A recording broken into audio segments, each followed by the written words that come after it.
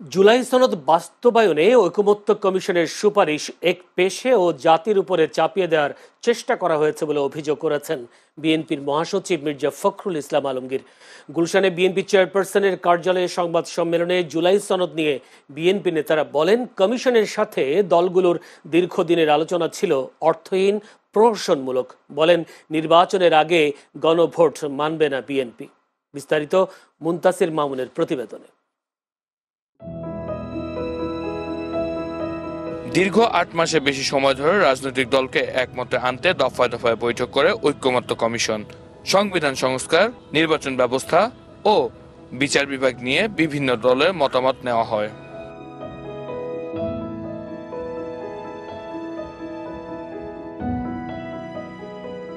তবে 17 অক্টোবর জুলাই সনদের স্বাক্ষরের মধ্য দিয়ে কমিশনের কার্যক্রম শেষ হলেও স্বাক্ষর করা থেকে বিরত থাকে এনসিপি।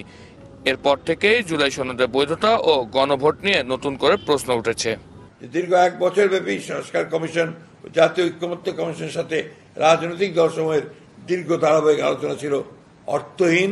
এদিকে 28 অক্টোবর ঐকমত্য কমিশন জুলাই সনদ বাস্তবায়নের সুপারিশ জমা দেওয়ার পর রাজনীতির মাঠে সৃষ্টি হয়েছে নতুন সংকট।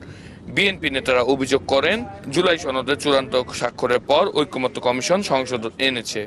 সব রাজনৈতিক দলের মতামত ফেলে দিয়ে জুলাই সনদকে তফসিল করা হয়েছে। এতে প্রকৃত ঐকমত্যের প্রতিফলন ঘটেনি। আপনারা এই দলিলগুলো আপনারা দয়া করে পড়ে দেখবেন যে এখানে বিভিন্ন দল বিভিন্ন দফায় বিভিন্ন রকমের নোট অফ ডিসেন্ট দিয়েছে, সেটা এইভাবেই উল্লেখ করা আছে এবং দফাওয়ার এই কথাগুলোই আছে।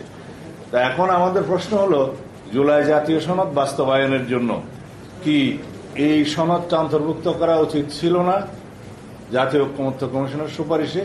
কিন্তু তারা এই ডান পাশের সমস্ত মতামত ওমিট করে গিয়েছে, বাদ দিয়ে দিয়েছে। শুধু তাদের প্রস্তাবগুলো উপরে তারা একটা তফসিল রচনা করেছেন। তফসিল 1, বিকল্প প্রস্তাব 1-এও তফসিল 1, বিকল্প প্রস্তাব 2-এও তফসিল 1, 48টা দফা দিয়ে সেই তফসিল করা হয়েছে। বিএনপি মহাসচিব মির্জা ফখরুল ইসলাম আলমগীর বলেন, সনদ বাস্তবায়ন সুপারিশ এক পেশে। তাছাড়া নির্বাচনের আগে গণভোট আয়োজন অযৌক্তিক।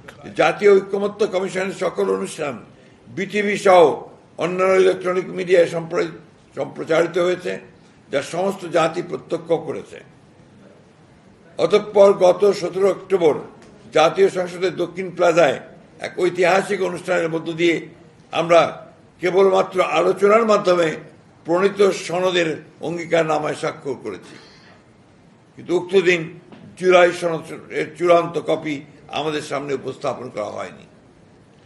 পরবর্তীতে প্রিন্টেড পুস্তক হিসেবে জুলাই জাতীয় সনদের কপি আমরা হাতে পাওয়ার পর আমাদের দৃষ্টিগোচর হয়েছে ঐকমত্যের ভিত্তিতে সম্মত কয়েকটি দফা আমাদের অগোচরে পুনরায় সংশোধন করা হয়েছে।